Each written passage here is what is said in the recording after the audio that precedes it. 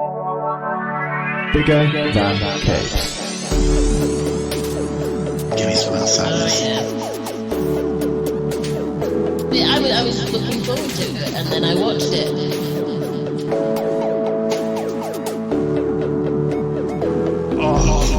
Oh, dry.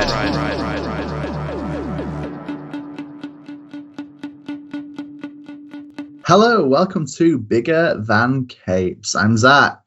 You're Angela. How you doing? I'm doing all right. I'm slightly damp, but otherwise fine.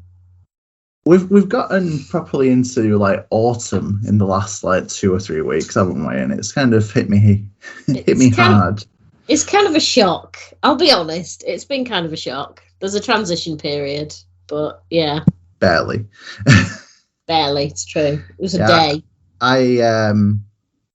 There was a Friday a couple of weeks ago where it like really rained for the first time this year. Yeah.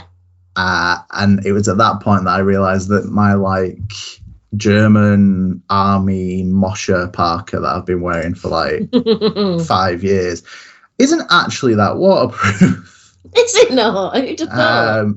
And we kind of stood in the city centre, like coat completely soaked, shirt underneath soaked, t-shirt underneath soaked, grey jeans that were like black, thinking, I've made some really bad choices today.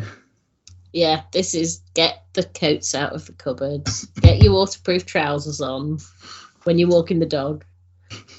Get the thing. The thing is, the dog hates the rain, so he's not really done much walking.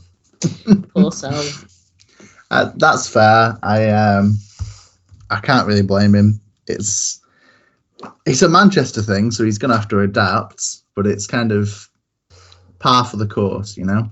And I mean, you know, he's 14 months old now. He should know, but still, rain is a surprise, apparently.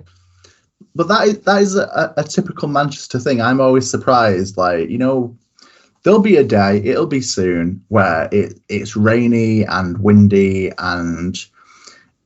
as someone who's lived in, you know, the north your entire life, you'll kind of resign yourself to the fact that your best approach to that is to just give up and just become one with the rain. And if the hood gets blown down, the hood stays down. You would never try and open an umbrella. It's fine. Just become one with it. And there's always like a lot of people in Manchester city centre on those days who've clearly moved here from anywhere else, who like can't accept the truth and will be there fighting with an umbrella that's like turned inside out. It's like 6 times in 10 seconds and like soaked to the bone, but haven't come to accept yet that it's over. Just let the umbrella go, throw it away. It's dead. Just it's, I don't know. It entertains me every year seeing the people who can't accept the inevitable and are still like, nah, you'll get there. You'll appreciate that thing where there's water dripping out of your hair directly into your eyes and you can't see, and you'll come around. Glasses are steamed up and you can't see anything out of your glasses. Yeah, it's what living here's about, people. It's one of my favourite parts of the year. It's just trying to stay alive in St. Peter's Square. And on that autumnal note, see what we did there, this is going to be our first like Halloween horror episode of the year. There will be more. This is the first year that I have equally resigned myself to the idea that writing 30 horror recommendations or 31 horror recommendations, more accurately, in the month of October for the website is an impossibility, and it hurts. I mean, we did. Was it last year we tried it, and we got like 10 days worth? I think we did less than half last year. The first year we did it, but it was really intense. So this year I'm kind of happy to review some horror comics, recommend some when we can, and do some horror podcasts. I think this is probably a wiser choice than the chaos that has been the last 2 years. Yes, we are still a minimal group of people writing and podcasting. So yeah, biggerthancapes.com will have less horror content this year than it did the last couple of years, but we'll still probably have quite an amount. And hey, if you're listening and you think, hey, I could write like these idiots do, get in touch. You probably can. You probably can. Have you read any of my articles recently? You most definitely can. There has been a lot of Angela in the last few weeks at biggerthancapes.com as I have been busier than capes.com. Sister site no one knows about. Valid secret, yeah. But yeah, we will do some horror coverage. This is going to be the first one. Yeah, we will. Halloween coverage, more than horror coverage, I guess. And this time we're going to be talking about I Hate This Place, or as it was originally solicited, Fuck This Place. Volume 1, the first 5 issues as they currently stand. Written and created by Kyle Starks, arted and created by Artyom Topilin. I would go Artyom Topilin. I thought that's what I just said, but okay. Yeah, could be. Could be. Coloured by Loughridge. Lettered by Pat Brosseau. Edited by John Moyson. Logo by Andreas Juarez. And production design by Gillian Crabb. And we have another editor. We do, but not on the first issue, which is where I got my info from. Can you remind me who the other editor is? Alex Antone. Yes. Comes in later on. This is true. That was some terrible pronunciations. We apologise to everyone involved except for Kyle Starks and Lee Loughridge, because we're pretty sure we know how to say your names. Yeah, we're I don't know, pronunciation challenged. We are. Don't know if that's a real thing, but it feels like a real thing every time we speak to each other. Yeah. So, although you could turn back the clock a few months to the roundup where we talked about this, I'm going to try and do an intro again. I Hate This Place basically tells the story of Gabby and Trudy, who inherits specifically, Gabby inherits a cattle ranch from her great auntie, who she's only really met once. And the couple decide to go and live on this cattle farm for 1 year until the current crop of cows, which I've got to be honest, crop of cows doesn't feel right, but that's definitely how it's described. Yeah. Are ready to be sold. Then they'll sell the house, be rich, and go settle down somewhere not a ranch. However, almost immediately upon arrival, they learn that place is crazy haunted. So Rutherford Ranch, which is where they are living, as Gabby is Gabby Rutherford, and presumably her auntie was Marilyn Rutherford. Crazy haunted, ghosts all around the premises, poltergeist inside, you got UFOs, you got weird woodland creatures. There will be spoilers. Yeah, spoilers for all of it. I think we'll leave some things vague, but I think we will get some spoilers in there, unfortunately. So yeah, soz, I guess. Running alongside this, we are introduced to the character of Frank Itchy Render, who basically has just pulled off an armoured car robbery, and his partners in crime got wise to how he was going to rip them off. So tell him that they've buried the money in the woods so that when cooler heads prevail, they'll come back and get the money and split it 3 ways. Itchy does not take that well and kills one of them, and then the other is torn to pieces by mysterious tentacles, which then leads to Itchy getting a job, sort of, on the ranch as like a farmhand type, but with the ulterior motive of digging up all of the woods until he finds his money. So those are the main 2 plot threads. Yep. Itchy, not such a great guy, and Gabby and Trudy quite quickly thrown into being incredibly haunted. Like, yeah, other level, which I think is the first hint that this is like Kyle Stark's, is that some people would write a haunted house book and be like, man, this house is a bit haunted. But this is like, no, the poltergeist is he's okay, he's on the level. It's all the other ghosts that are your issues, and boy, are there other ghosts. So many ghosts just surrounding the house. Yeah, pretty much as soon as it goes dark, there is just an army of ghosts. I think it's explained in, I'm going to say issue 3, that it's kind of the ghosts of anyone who's ever died on this land is still there. Yeah. Something that was interesting to me is that the first issue gives us kind of the entire premise quite quickly, really. This is a very fast read. Yeah, it is. Yeah. Which is a good thing. I think a lot of Kyle Stark's books are quite easy and fast to read, even though there is always still quite a lot of stuff packed into that. Yeah.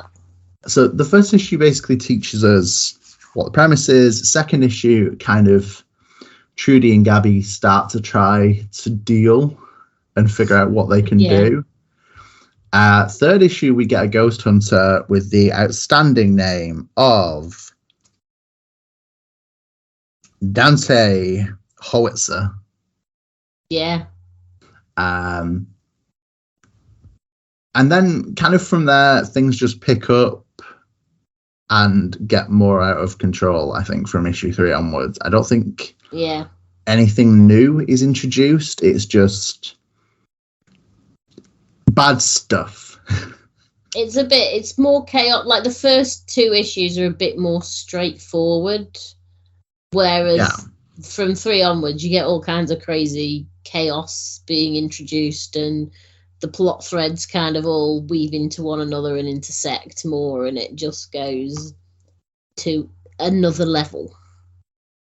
Yeah, I think that's fair. It sure is a lot. It is a lot. Definitely. I think it does open up some interesting possibilities in that I don't think we often get a book with this many layers. And what surprised me, perhaps my biggest surprise, is I was quite sure this was going to be, like most Kyle Stark books, a kind of one and done deal. I know books like Rock Candy Mountain ran for 2 volumes, but everything else I can think of by Kyle Starks is kind of, here's your story and now I'm done. Like, Assassination ends as if there's going to be more, but when we spoke to Kyle Starks last year, I'm told that was episode 4 of Bigger Than Capes, go check it out. He basically revealed that no, there was never going to be a second volume. There was never any plan. So when this is coming out as volume 1 towards the end of November, I was surprised that there is going to be a volume 2 starting next year, apparently. I just expected this to be, surprise, we've wrapped everything up. And yet, this ends at a point where we're kind of quite deep into Trudy and Gabby's relationship. We're starting to uncover some of their family past and the weirdness there. Horror stuff is still pretty out of control. The only thing that's really resolved itself is kind of the initial crime plot involving Itchy and the armored car robbery. So yeah, I'm not entirely sure what we're going to get going forward. I assume UFOs. Well, yeah, I think volume 2 is going to focus on the UFOs. I think this was about the ghosts. And whilst we do get some hints as to what's going on, it's not incredibly clear. There's still a lot of enigma there. And I think volume 2 is going to be UFOs, which I then guess begs the question, is volume 3 the Horned Man? Are we getting Yeah, we're getting more on the Horned Man. The Horned Man who, if you see, you've got to run away from. As Great Aunt says. Yeah. Yeah, because Great Aunt does that in her videotape introduction to the Haunted Ranch.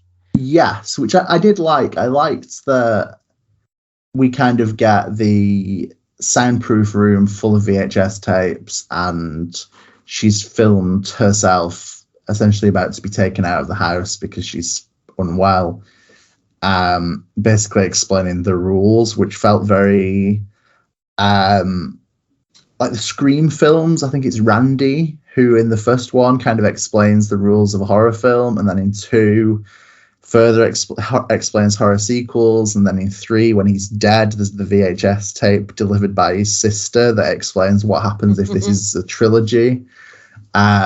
Big fan of that, and I feel like that's one of many like cliche trope type things that are drawn on from different horror films. Yeah, it feels like there's a fair few nods to the horror genre generally. Yes, because this is, I don't know, it's kind of it's a haunted house comic, but then there's monsters in the woods, which is kind of like Evil Dead territory in a way, and then there's moments with Itchy that kind of have like slasher film vibes. It's a lot of different, it's kind of a love letter to horror in its entirety, which is difficult to do because there's so many areas of horror, and everybody I know who's into horror is into kind of quite different parts of horror, if that makes sense. Well, it covers, because horror covers everything from like straight up gore to sort of the subtle psychological stuff and different sorts of ghosts and hauntings, and yeah, you know, it does cover a huge range of things from, you know, creepy serial killer types to creepy dolls. Yeah, I was trying to find a better way of articulating that, and I honestly couldn't. And of course, you know, the occasional, what if that creepy doll is a serial killer? Yeah, there is that also. Yeah. Happens more often than you'd think. Yeah, it really does. Yeah. So immediately reminded me that there's a Chucky TV show at the moment, and I've still not seen any of it. Nah, nor have I. I don't know if I will at this point, but yes. So I think one of the strengths here is that this isn't specifically about the horror. I think Trudy and Gabby's relationship does feel really believable. I think it's issue 1, maybe issue 2, where Trudy says, I've got the quote, I'm ready. We survive both our families, being in a mixed relationship, being women and being gay, we can survive this.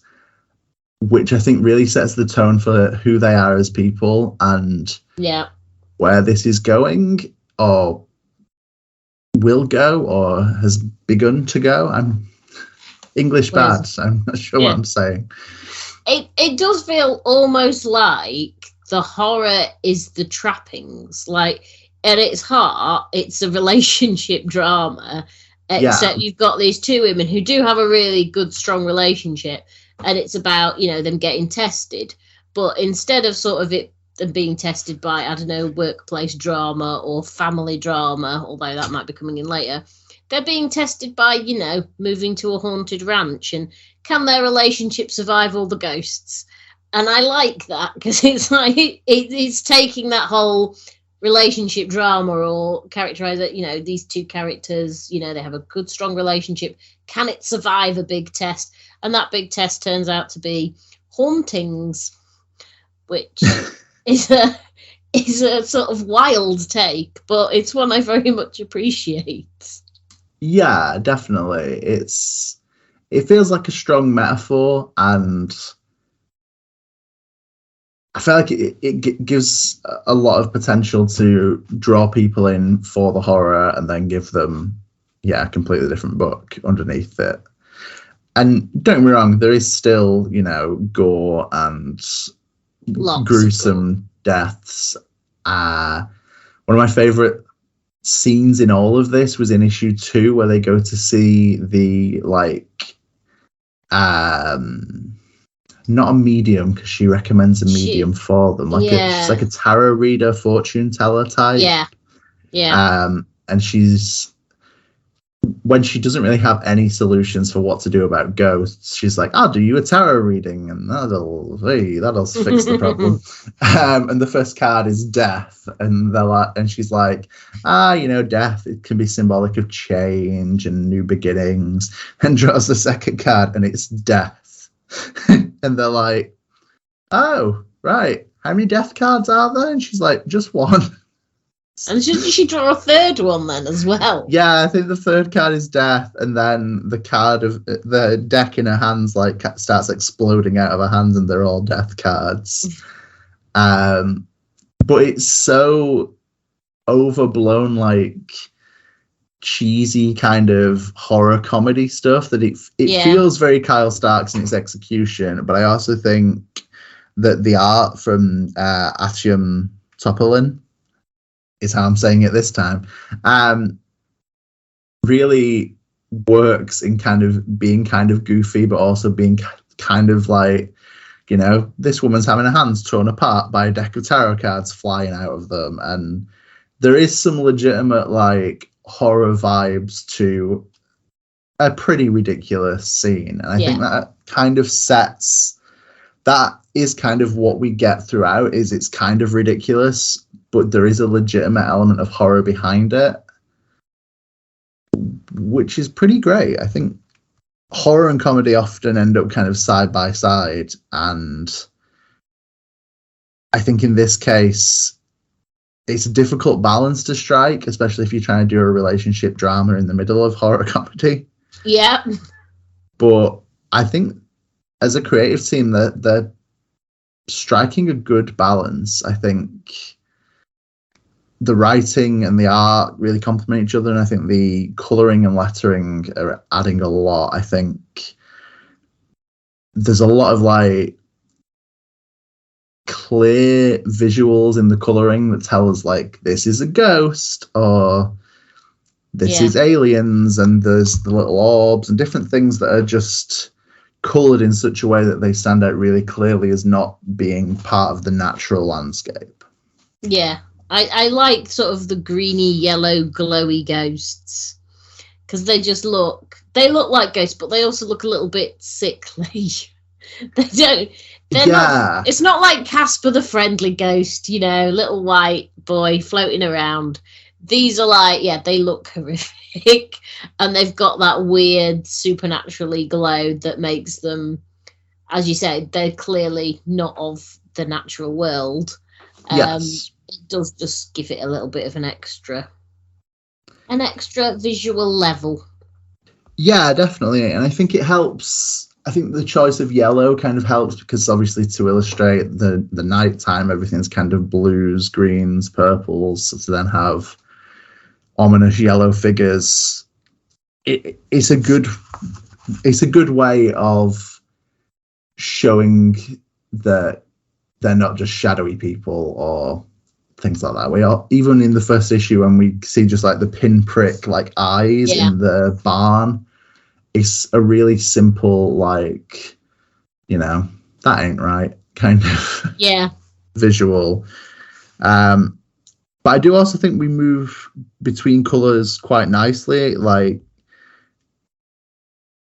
When they're outside in the final issue, there's a lot of reds and oranges that look really nice, and even when the backgrounds are quite sparse, I think visually it's quite strong. And things like the interior of the house kind of mirroring the red colours, which then come in with Itchy's reappearance and everything that happens in the house. It kind of reminds me of, there is a thing in, I think it's the first Friday the 13th, where whoever was doing the set dressing made sure there was something red in every single scene of the film, to show that there was always danger.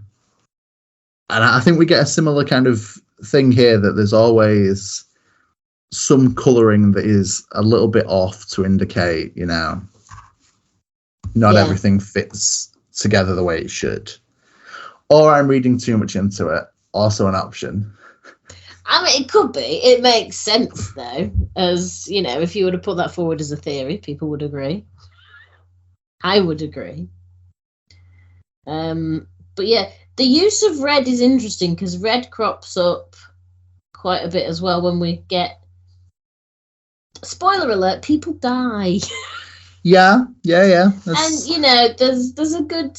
It's not... I mean, it is completely gory. It's almost comedic in its goriness, the way some of these people are dispatched. But at the same time, it's, you know, it's restrained in let's not just put blood spurting everywhere, but let's put blood spurting everywhere this way. I just appreciate the way that the gore's done is ultimately what I'm trying to say there. I agree. I think it's cartoonish, but it still feels like it doesn't. I think in the art there's quite a cartoonish vibe overall, so the gore does feel in keeping with that, but I think it also feels like there are stakes. There are people. Yeah. There are characters who die who are kind of, I don't know, maybe not characters that we think we're going to get a lot of, but characters that feel substantial enough like they are going to stick around, if that makes sense. Yeah. Yes. Trying to find a better way of saying yes. But ultimately, I'm just going to go with yes. I agree.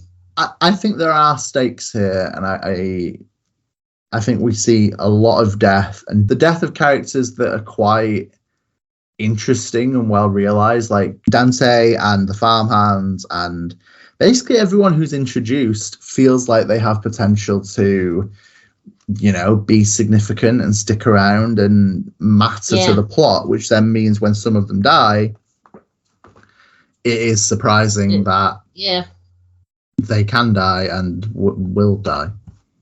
Well, it's a bit like that, although it was clearly telegraphed. The guy Adrian, because Itchy takes on the name Adrian, of course, but when you've got the guy, is it issue 2, you get the flashback, and he's just sat in the diner and be like, no, I've never met them, they don't know what I look like, and you're like, no, don't say this. And then Itchy kills him to go and take his identity so he can work on the ranch. And it is kind of partly comedic because you can see it coming in that this guy's just admitted that they've never seen him and he's got a job there. Yeah. And that's clearly Itchy, who we know ends up there. You know it's going to happen. But at the same time, it's like, oh, Adrian's died. Yeah, it does even have though an he's impact. only in like 2 pages or something. Yeah, he's barely in it. And Ramon's death is quite... That got to me. That was quite sad. When definitely. He gets tentacled. Spoilers. A lot of tentacling going around. That's not a verb. But... Tentacling. Yes, to tentacle. But yeah, it's like all the deaths, even though there is some comedy element to a lot of them, or they're just a bit weird, they all do have an impact. Because I think that's the other thing in horror films is there's like, oh yeah, they're going to die. Here's some attractive people in the woods. Clearly, none of them are making it out, or one if we're lucky. But here it is actually surprising because you know it's a horror book and you know people are going to die, but the precise nature of those deaths and how the people end up dead and who they are, it is shocking as well. Yeah, definitely. And I think it is a tendency within horror stories to not flesh out characters too much if you are just going to kill them a few pages later, or in films if you're going to kill them a few minutes later, more than pages. But in this case, I think Kyle Starks has done quite a good job of fleshing out even minor characters. Yeah, definitely. Related to Adrian, a thing that did annoy me, and stop me if you've heard this one. The spelling of Adrian does change between issues. Yeah, it does, yeah. Yeah, Adrian,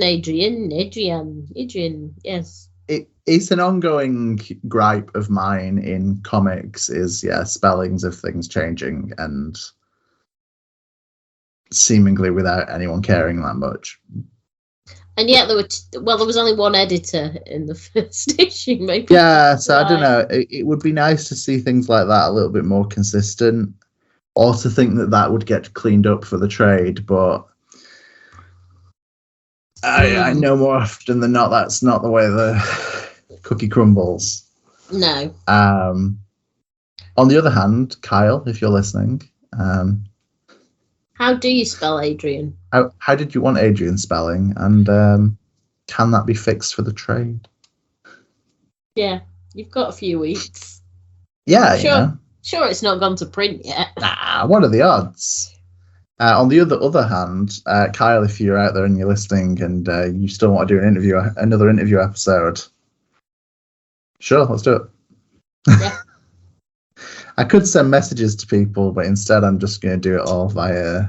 Give them a shout out. Podcast request. To be fair, I think that has worked a couple of times, so we'll continue with this. Yeah, it works more than you might think. Yeah.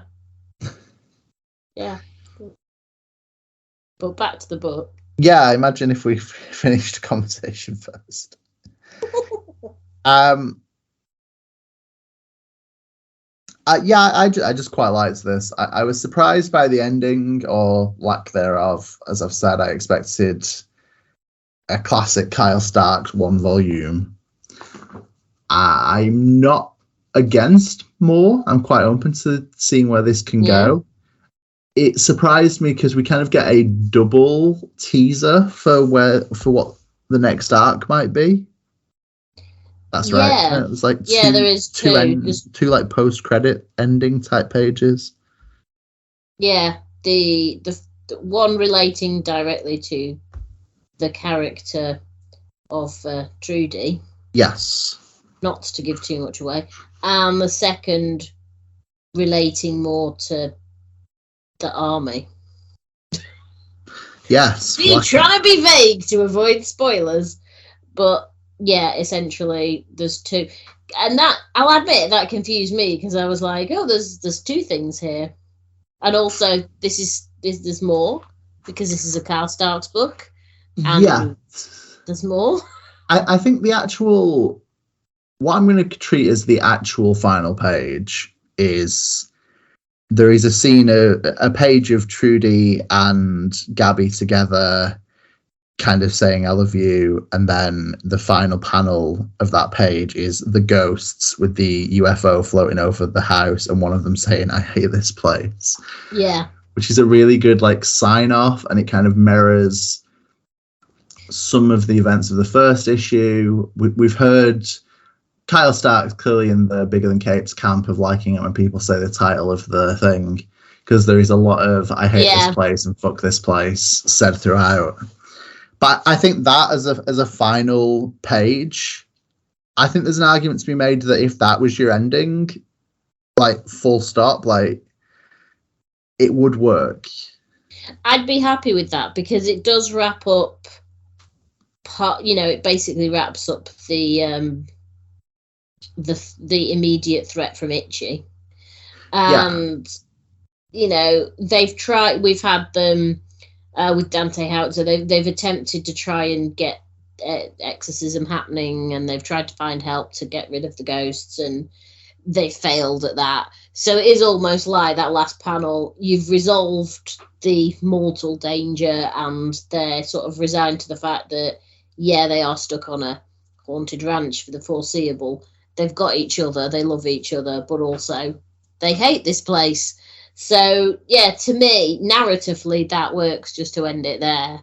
And you can imagine, what happened, maybe in 10 years' time, they find a priest and he comes along and I don't know. But it does feel like the story that needed to be told in their relationship has been tested, their relationship has survived, their relationship is stronger than ever. Therefore, that's your ending. Yeah, no, I could completely see that. I mean, I just said that. So I just agreed with you with different words. But I think that's got good ending vibes, and then I kind of like the I want to say Texas Chainsaw Massacre, and maybe I'm getting or one of the Chainsaw Massacres. Who knows? We've got kind of the the single page of like the news report and people in the store watching it on TV of like, hey, this guy was found dead with a load of money from blah blah blah. I kind of like that as the wrapping up scene, and then the 2 teasers for where this could be going or probably is going. I don't know. I think we get a decent ending, and then we get that kind of classic horror movie seeing different things going on of if there is going to be more. So I think that works. I like it. I think as a standalone volume, it's pretty strong. Narratively, arts, colouring, lettering, I think all work quite nicely, and I can't really find much fault with it other than that. Well, it's not even a fault, is it? It's just I was surprised that there's going to be more. Yeah, same. It was because I was like reading issue 5 and I was like, how is this going to wrap up? And then I got to the end and I was like, oh, there are plot threads that have been introduced for the next volume. And don't get me wrong, those plot threads are teased earlier. We kind of see a flashback to Gabby visiting the ranch when she was a kid, and we kind of get that Trudy alludes to, her family not being normal, and then we see a flashback to some of that. We also have things that still haven't been explained, nothing has been explained. We get one little tease or minor explanation for what might be causing some of this, but the horned man, the ghosts, the aliens, the weird bugs in the forest, it's all quite open. I think the only explanations we've really come close to are Dante's talking about the ghosts, and Itchy gets some information from the horned man, but it's quite ambiguous and could lead in a whole bunch of directions. And I'm curious to see how Kyle Starks will try to explain all of that. The nexus of all hauntings, or whatever you want to call it. Yeah, because we still don't know why. We have many questions. A lot of questions. So I am pleased to see that there will be more of this. I'm curious to see where that might go, where that could go. It's a good first volume. It is, definitely. Yeah. And like I say, if this was all, if something happens, if Kyle Starks is hit by a bus and doesn't manage to write anymore, this stands fine on its own. At the same time, it's got lots of good potential for more, provided he isn't hit by a bus. Not that we think Kyle Starks is going to be hit by a bus. No, the chances are slim. Yeah, definitely. There's tons of potential, and I would be interested to see how this becomes a sci-fi book for a volume, or a monster movie book for a volume, or whatever direction. I mean, who knows what other horrors lie beneath Rutherford Ranch? A lot, I assume. And why is that, we need more of the poltergeist. I do feel like we've been cheated out the poltergeist because he's the good one. We've not. Yeah, we get a little bit. We get what he writes on the mirror, I'm Bowden, and then wrecks the house while they're out. And we don't really get any. Basically But he does help them when they need help, which is interesting within itself. He does. So I would be curious to see how all that ties together and who Bowden is. Yeah. And why is he a poltergeist and not a ghost? Yeah, why is he the only ghost in the house? So many questions. Many questions. Maybe Kyle can answer some for us. Yeah. Largely, I think that's everything I really had to say on this one. I don't know about you. Same. It in a way it's hard because it's a good book, but it's also easy in that it's a good book. And there's only so many times we can say writing good, art good, lettering good, colouring good, all the good. Which it is. All the good. It's the title is I Hate This Place, and secretly we love this comic. So there you go. Not that secretly, to be fair, but I feel you. No. Also, for the record, some of the back matter, the like horror essays and the recommendations of like, hey, check out these haunted house films, check out these slasher films, check out whatever, I think is quite a cool feature to have in a horror comic. I also think Kyle Stark's little 4 panels, Gabby and Trudy Before the Ranch, are quite a good addition. I like Kyle's art, and I think kind of adding a little comedy backup strip is a good addition to this. Yeah. Because there's not a lot of space in the comic to show their immediate kind of relationship before, it all went to before this. Yeah. So I like the back matter. I do think Kyle Stark's is pretty strong when it comes to weird and wonderful back matter, especially stuff like the Trigger Keaton back matter with like the interview and the Reddit threads and things like that. I think it's a nice addition that gives you a little bit more. It kind of feels like in keeping with like the Watchmen kind of back matter, but fun. So I like that. I like when creators put time into trying to do something interesting with back matter and using a couple of pages to pad out whatever they can't find space for in the book, in the main story. Yeah. But yeah, other than that, I think that's pretty much everything I had to say. Same. Well, on that note. Yeah. Thanks for listening. We've been Angela and Zach. Yeah. Collectively bigger than capes. Yeah. Keep on trucking. I don't know. Keep on. Never entirely sure what keep on trucking means, but I assume it's a Smokey and the Bandit reference. I don't know. Maybe.